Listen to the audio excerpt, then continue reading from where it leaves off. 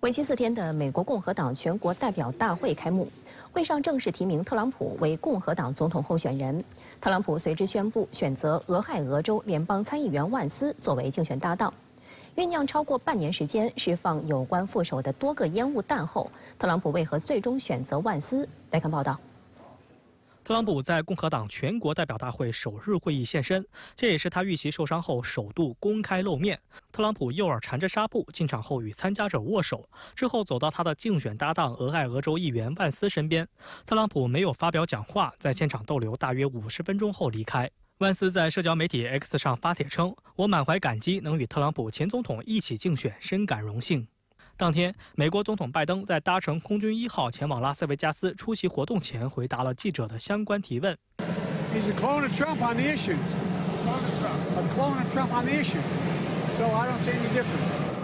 拜登在最新接受美国全国广播公司专访时也表示，对特朗普的选择并不感到意外。It's not unusual. He's going to surround himself with people who agree completely with him, have a voting record, like support him.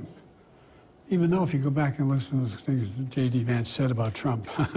另据美国政治新闻网《国会山报》的报道，美副总统哈里斯当地时间15号下午致电万斯，向其表示祝贺。拜登竞选团队当日表示，哈里斯已准备好下个月中旬与万斯进行一场副总统辩论。 深圳卫视注意到，早在今年初，特朗普就多次暗示马上公开自己的副手人选。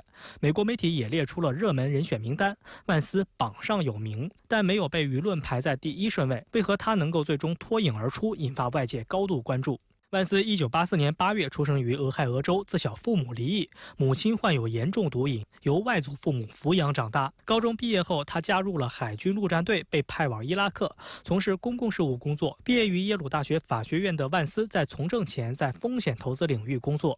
事实上，这名80后参议员有着多重身份，既是律师、风险投资家，也是畅销书作者。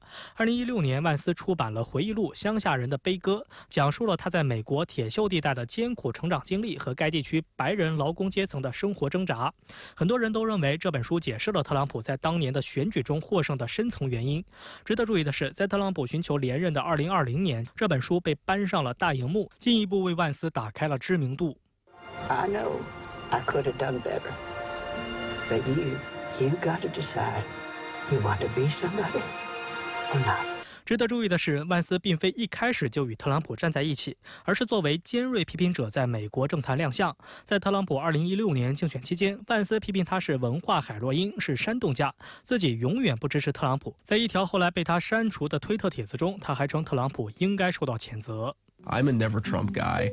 I never liked him. 但在2021年决定参加参议员竞选后，他将自己重塑为坚定的特朗普支持者，并为此前谴责特朗普而道歉。在移民和其他问题上也采取了特朗普的强硬立场。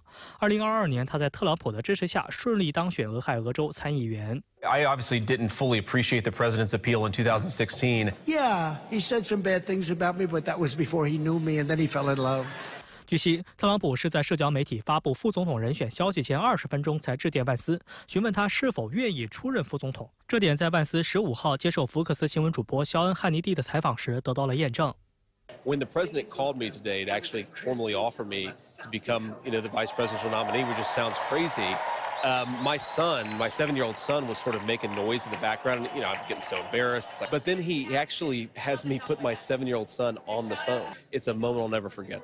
万斯在采访中也再次回应了自己过去攻击特朗普的黑历史，并为自己进行了辩解。 I bought into the media's lies and distortions. I bought into this idea that somehow he was going to be so different, a terrible threat to democracy. President Trump did a really good job. And I actually think it's a good thing when you see somebody you were wrong about him, you ought to admit the mistake and admit that you were wrong.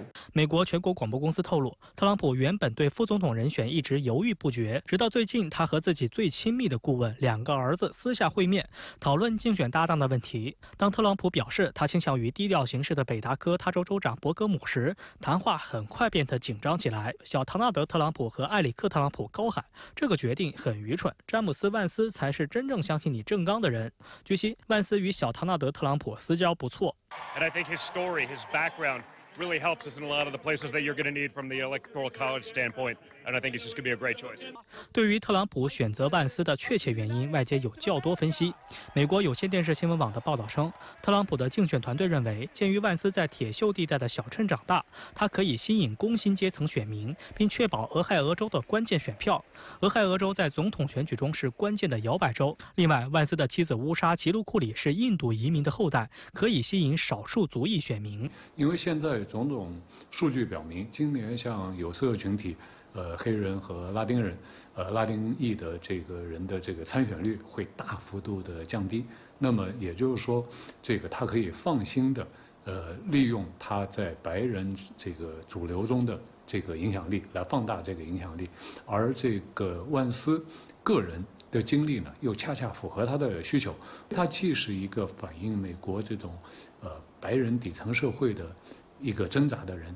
但是当然，他同时又满足了一个成功人士的这么一个标签，非常符合这个特朗普目前的定位。此外，《纽约邮报》引述特朗普身边人士报道称，特朗普选择副手时以忠诚为首要考虑，而万斯正是一位特朗普非常忠实的支持者，是个会赞赏他拥有坚强性格但又不会锋芒盖过他的人。《华尔街日报》则认为，特朗普此举意味着他打算全力推行已经被他融入共和党理念的民粹主义，而非与党内旧的保守派继续共事。还有学者认为，万斯的政治信念是将孤立主义与经济民粹主义相结合，这与特朗普的政治信念相合，并使两人与共和党的保守派产生分歧。此外，正当壮年的万斯也有助于为共和党的这场竞选注入年轻的血液。Part of the reasoning was because J.D. Vance had secured relationships with a number of Silicon Valley tech moguls, including David Sacks, who's speaking later tonight. This was a huge coup for Donald Trump. This is a world that he had never really ventured up into. 观察指出，80后的万斯如果胜选，将是美国史上第3年轻的副总统。外界认为，他能与78岁的特朗普以及竞逐连任81岁的拜登的高龄形成强烈对比，甚至有望4年后代表共和党角逐总统。And in choosing such a young person to be on the ticket with him, there's an unavoidable implication that Trump has sort of chosen an heir, chosen someone to take the mantle of that MAGA movement and go forward with it. 虽说作为新一代保守派的代表，39岁的万斯是党内冉冉升起的新星，但是他的政治经历仅2年。美国有线电视新闻网最新的民调就显示，66%的登记选民称根本不知道万斯是谁，或不知道该如何评价他。值得注意的是，深圳卫视梳理万斯过往言论，他认为中国在经济、技术和军事方面对美国构成了重大挑战。他还主张对华采取强硬的贸易政策，支持提高对中国商品的关税，并认为美国需要减少对中国制造的依赖。此前，特朗普也公开表示，若胜选将对中国加征60%的关税。整个共和党现在对华是一个敌对的气氛，但是从特朗普个人来说，他现在还不愿意太多的展开对中国的政策。但是从他选择万斯来说呢，我们能看出一个倾向，他本身是创投界的。在这次选举之后，特朗普政府跟美国创投界、科技界会有更多的接触，也就是说，他会更多的利用科技界的保护主义的力量，所以未来。我现在大胆的揣测中美关系可能更多的问题，跟这届政府会一致，就是更多的问题会在科技方面。当地时间15号，特朗普机密文件案指控被驳回，他的法律困境是否迎来转机？另一方面，拜登在最新几场专访中坚定重申将继续参选，那他能否顶住特朗普的挑战呢？来看详细分析。大难不死的特朗普似乎迎来后福。据美联社15号报道，佛罗里达州一名联邦法官当天驳回了针对特朗普的机密文件案，并支持辩护律师的说法，即提出指控的特别检察官是由司法部非法任命的。几个小时后，特别检察官杰克·史密斯的办公室表示，将对该命令提出上诉。分析指，这可能导致该命令最终被更高一级的法院推翻。但至少就目前而言，美国联邦地区法官的驳回让这起刑事案件戛然而止。当初提起诉讼时，这起案件被广泛认为是特朗普面临的所有法律威胁中最危险的。Are the 40 counts that Donald Trump was facing? This was for the mishandling of classified documents and obstructing the government's investigation. 40 counts there in Florida. He no longer faces, totally dropped. 特朗普在社交平台表示，这次裁决只是第一步。认为其他刑事案件也应被驳回。特朗普并再次指责这些司法案件是政治对手拜登干扰他的选举，呼吁结束司法部门的政治化。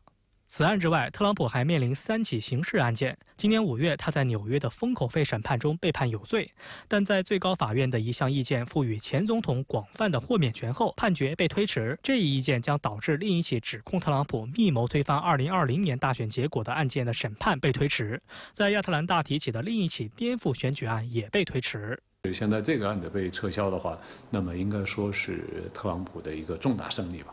这也会印证他的支持者们一直所认为的这个民主党方面在不遗余力的来利用司法来打压他那么现在撤销了，证明他是清白的。另一方面，美国总统拜登也相应调整竞选策略，不再言辞激烈地揪住特朗普的黑料不放，并撤下了所有带有敌对性的电视竞选广告，呼吁美国人应当保持团结。深圳卫视注意到，拜登一连好几天密集接受多家美媒专访，试图重塑自己的良好形象，并将更多的重点放在阐述政策上。在美国全国广播公司对其最新一次的专访中，主持人问及拜登曾于民主党捐助者的会议上称要将特朗普置于靶心的言论是否构成威胁。拜登承认他使用靶心一词为犯错，澄清他并非一指瞄准，而是指要切中要点。Focus on him, focus on what he's doing, focus on his policies, focus on the number of lies he told in the debate. 话对他来说就是减分的但是他又不得不说，你这句话确实是说过的这个英文是很清楚的，靶心这个词是他用的。专访中，拜登还提及了自己的年龄问题。他说：“我是老了，但我其实只比特朗普大3岁。” I am. I'm old, but I'm only 3 years older than Trump. Number one, and number two, my mental acuity's been pretty damn good. I've gotten more done than any president has in a long, long time in 3.5 years. 值得一提的是，拜登还同意9月与特朗普再次进行辩论，并重申不会退选，除非我被火车撞了。Some people are concerned that maybe you shouldn't be in this race. Are you 100% undoubtedly running for re-election? 1,000%. 我觉得他现在就是面临着2个结果，要么就是硬着头皮撑下去要么就是换人。这2种方式其实对民主党来说都已经不是能够有好的预期的这种方式了。